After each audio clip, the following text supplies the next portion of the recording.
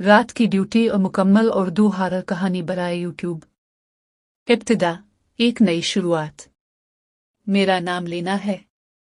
मैं एक नौजवान नर्स हूँ जो नर्सिंग स्कूल से फारिग होकर अपनी पहली मुलाजमत पर आई थी।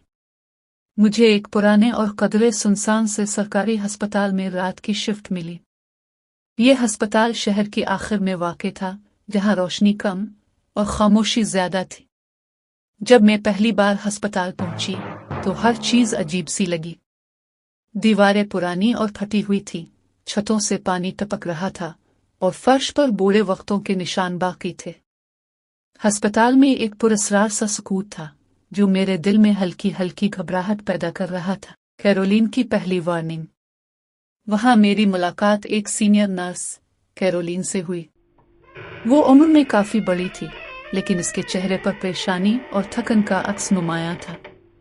इसने मुझे वार्ड्स दिखाए, ऑक्सीजन रूम, अद्वियात की जगह और स्टाफ रूम भी। मगर जब हम पिछले राहदारी की तरफ गए तो वो अचानक रुक गई। उसने उंगली से राहदारी के आखिर में मौजूद एक पुराने दरवाजे की तरफ इशारा किया और कहा, इस कमरे में कभी मत जाना। उसे अंधेरा कमरा कहते हैं। वहां रोशनी नहीं जाती और वहां जो है वो हमें नहीं भूला। मैं हंस पड़ी। क्या कोई भूत है वहां? कैरोलीन ने मेरी तरफ देखा। इसकी आंखों में एक ऐसी संजीदगी थी जो मुझे अंदर तक हिला गई।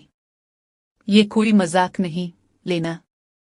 जो गया वो बदला हुआ वापस आया। कुछ लोग तो वापस आए ही नहीं। पहली रात की शिफ्ट। पहली रात आई। मैंने अस्पताल के अमले से रस्मी सलाम दुआ की और अपने काम में मसरूफ हो गई। रात के 2 बजे तक सब कुछ नॉर्मल था। मैंने कुछ मरीजों को दवा दी और कुछ रिपोर्ट्स नोट की। लेकिन जैसे ही मैं वार्ड 102 की तरफ गई, मुझे वही राहदारी नजर आए। दौर से वो कमरा स्याही में लिपटा हुआ नजर आया। दरवाजा थोड़ा सा खुला था और अंदर से जैसे सर्द हुआ का झोंका आ रहा था। मैंने फौरन नजर हटा ली, लेकिन मेरे कानों में एक सरगोशी गूंजी, लेना। मैं फौरन वापस पलटी और नर्सिंग स्टेशन की तरफ दौड़ी। कैरोलीन का इंतबाह। जब मैंने ये सब कैरोलीन को बताया तो उसने गहरी सांस ली और कहा, पहली रात को ही अगर वो तुम्हें बुलाने लग जाए तो समझ लो तुमने इसकी तवज्जो हासिल कर ली है। मैंने कहा, क्या मतलब? वो कौन है? कोई नहीं जानता। कोई भी।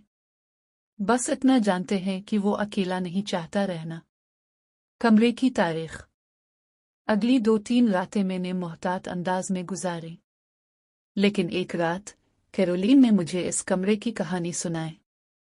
बहुत साल पहले इस कमरे में एक पागल मरीज को रखा गया था। वो बहुत खामोश और पुरसुकून था, लेकिन एक रात उसने वहां खुदकुशी कर ली। इसकी लाश कई दिन बाद मिली और तब से इस कमरे में कुछ बदल गया। अब वहां जाने वाले कुछ अजीब सा महसूस करते हैं। बाज दफा उन्हें कोई नजर आता है, बाज दफा सिर्फ आवाजें, और बाज लोग वापस ही नहीं आते। रोशनी का बंद होना। एक रात 3 बजे के करीब अचानक पूरे अस्पताल की बिजली चली गई। अंधेरा हर तरफ छा गया। सिर्फ इमरजेंसी लाइट्स चल रही थी। मैंने मोबाइल की फ्लैश ऑन की।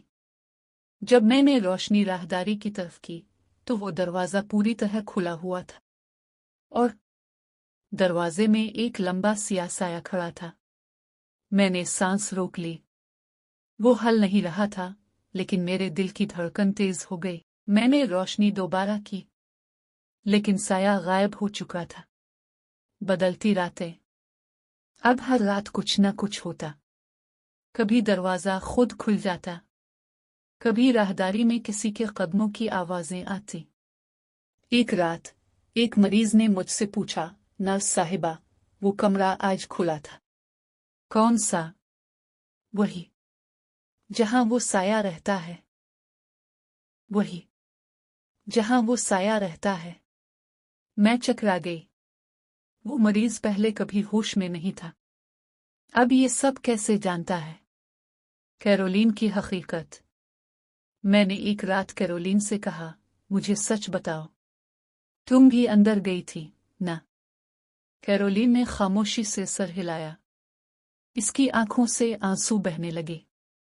मैं भी गई थी, आवाजों के पीछे।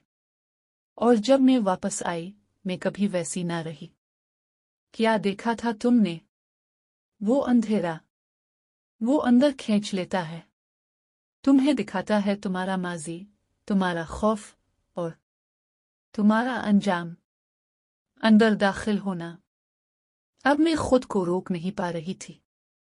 मैंने फैसला कर लिया था कि मैं अंदर जाऊंगी और सच सामने लाऊंगी। मैं आहिस्ता आहिस्ता राहदारी की तरफ बढ़ी।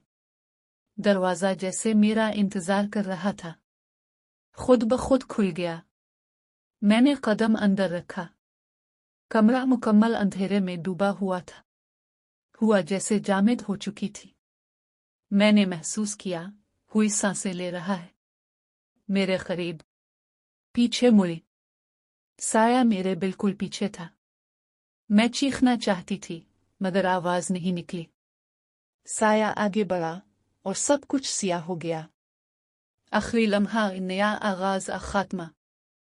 अगली सुबह अस्पताल के अमले को लेना नहीं मिली। कैरोलीन ने पुलिस को फोन किया।